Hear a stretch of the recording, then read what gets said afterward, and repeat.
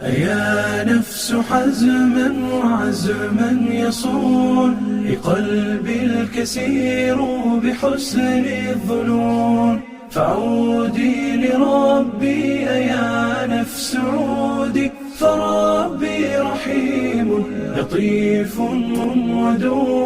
وتوبي عن الطيش حتى يحين لقاء الإله. بسم الله الرحمن الرحیم. به نام خداوند بخشاینده مهربان. اذا الشمس كورت، چون خورشید به فروغ خیره شود. و اذا النجوم انکدرت، و چون ستارگان فرو ریزند. و اذا الجبال سیرت، و چون کوهها از جای خود بیجا بشوند. و اذا العشار عطلت، و چون شتران حامله به حال خود گذاشته شوند. و اذا الوحوش حشرت، و چون جانوران وحشی جمع آورده شوند. و اذا البحار سجرت، و چون دریاها آتش گیرند. و اذا النفوس زوجت، و چون روحها به تنها یک جایه گردند. و اذا الموءودة سئلت، و چون از دختر زنده به گور شده پرسیده شود که بأي ذنب قتلت، به چه گناهی کشته شده است. و اذا الصحف نشرت، و چون صحیفه ها باز شوند. و اذا السماء کشطت، و چون آسمان از جای خود کنده شود. و اذا الجحیم سعرت، و چون جهنم افروخته گردد. و اذا الجنة ازلفت، و چون بهشت را پیش آورند. علمت نفس ما احضرت، هر کس بداند که چه حاضر آورده است. فلا اقسم بالخنس الجوار الكنس،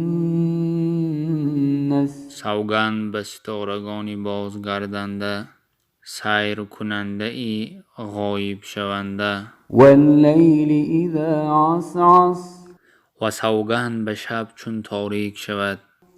والصبح اذا تنفس، و سوگند به صبح چون بدمد. انه لقول رسول کریم، که این سخن رسول بزرگوار است. ذی قوة عند ذی العرش مکین، نیرومند در نزد خداوند عرش صاحب آبرو. مطاع ثم امین، آنجا در نزد خدا فرمانروای باوریناک است.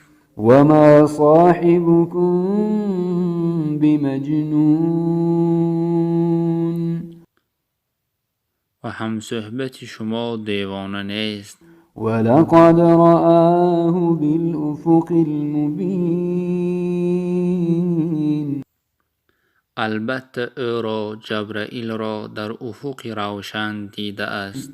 وما هو على الغیب بضنین، و آنچه را از غیب به او گفته‌اند دریغ نمی دارد. وما هو بقول شیطان رجیم، و آن سخن شیطان رجیم نیست. فأین تذهبون، پس به کجا می روید؟ این هو الا ذکر للعالمین، این کتاب پند است برای جهانیان. لمن شاء منكم ان يستقیم، برای هر کس از شما که بخواهد به راه راست افتد. وما تشاءون إلا أن يشاء الله رب العالمين. و شما نمی خواهید غیر آنچه را که پروردگار جهانیان خواسته باشد. وتوبي عن الطيش حتى يحين لقاء الإله الغفور الكريم. له الحمد والفضل رب رحيم عفو غفور.